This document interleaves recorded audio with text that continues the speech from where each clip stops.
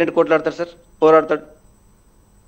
వస్తున్నారు త్వరలో వాళ్ళు ప్రైమ్ నైన్ వేదికగా వాళ్ళు కూడా వస్తున్నారు. వాళ్ళు మనల్ని సంప్రదించారు, త్వరలో రాబోతున్నారు. వాళ్ళ దగ్గర ఉన్న ఇన్ఫర్మేషన్ కూడా ఈ పేరెంట్స్కి సమాజంలో ఉన్న అందరికీ తెలియజేస్తాం. ఒక్క నిమిషం లైన్లో ఉండండి ప్రీతం రెడ్డి గారు. దోండ్ర కుమారస్వామి గారు జాతీయ బీసీ దళ అధ్యక్షులు, ప్రముఖ అడ్వకేట్. సమాజంలో ఇన్ని ఘోరాలు నేరాలు జరుగుతుంటే ప్రముఖ అడ్వకేట్గా మీరు అధికారులు పట్టించుకున్నప్పుడు, మంత్రులు పట్టించుకున్నప్పుడు సమాజహితం కోసం ప్రైమ్ నైన్ చేస్తుంటే మీరు మాతో పాటు గొంతు కలిపారు, మాతో ప్రయాణం చేస్తున్నారు కుమారస్వామి గారు.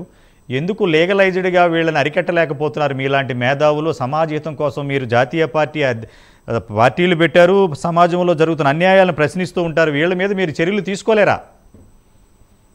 నమస్కారం సత్యనారాయణ గారు. నమస్కారం అండి. మొట్టమొదట అక్షరమే ఒక ఆయుధంగా మలిచి ఈరోజు నిజాన్ని, విద్యా వ్యవస్థలో జరుగుతున్న అక్రమాలని, నిజాన్ని నిర్భయంగా ఈరోజు మీరు ప్రజల దృష్టికి తీసుకువస్తూ నిజంగా ఈరోజు ఒక గొప్ప విషయం అని తెలియజేస్తా ఉన్నాను.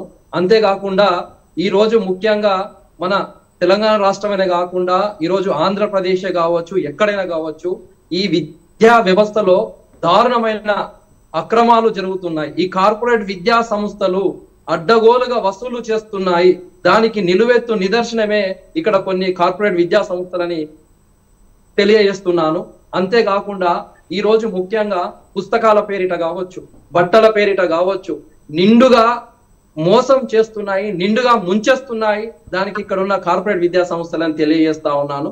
అంతేకాదు ఈ రోజు గత అనేక రోజుల నుంచి అలుపెరగని పోరాటం చేస్తుంది ఈ రోజు ప్రైమ్ నైన్ న్యూస్. మనందరికీ తెలిసిందే, ఎన్నో ఒత్తిళ్లు ఉన్నా ఏదున్నా ఈ రోజు పిల్లల భవిష్యత్తు మార్పుల కోసం, సమాజంలో మార్పు కోసం ఓ అద్భుతాలు క్రియేట్ చేయాలి, విద్యా వ్యవస్థలో ప్రక్షాళన చేయాలని ఒక బలమైన సంకల్ప బలంతో ఈ రోజు ప్రైమ్ నైన్ ఒక అక్షరమే ఆయుధంగా మలిచి ఈ రోజు విద్యా వ్యవస్థలో మార్పులు, ప్రక్షాళన కోసం మీ యుద్ధానికి ప్రతి ఒక్కరూ తెలంగాణ రాష్ట్రం కావచ్చు, దేశంలోని మేధావులు, బీసీ సంఘాలు, కుల సంఘాలు ప్రతి ఒక్కరు కూడా దీనిలో భాగస్వామ్యం కావాలి.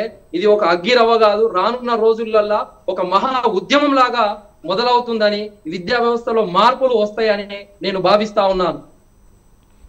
మీరు ప్రముఖ అడ్వకేటు, హైకోర్టు, సుప్రీంకోర్టులో అనేక కేసులు వాదిస్తుంటారు. మీ సమాజం పట్ల మీరు అనేక సేవా కార్యక్రమాలు చేస్తారు. ఎందుకు మీరు వీటి మీద అరికట్టకపోతే, అధికారులు స్పందించకపోతే కోర్టులను అప్రోచ్ అయ్యి ఎందుకు వీళ్ళకి లీగలైజ్డ్గా వీళ్ళ మీద చర్యలు తీసుకోవాలన్న ఆలోచన మీకు ఎప్పుడైనా వచ్చిందా కుమారస్వామి గారు? 100% ఖచ్చితంగా హైకోర్టులో రిట్టులు దాఖలైతాయి, పిల్లులు దాఖలైతాయి.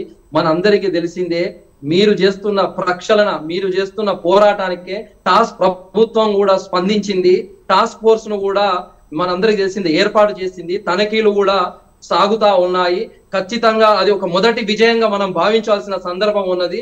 రానున్న రోజులలో కూడా మరిన్ని హైకోర్టులో రిట్టులు, ప్రత్యేకమైన రిట్టులు, పిల్లులు కూడా దాఖలు చేస్తారని తెలియజేస్తా ఉన్నానండి. ఓకే, ప్రీతం రెడ్డి గారు ఒక మాట చెప్పండి.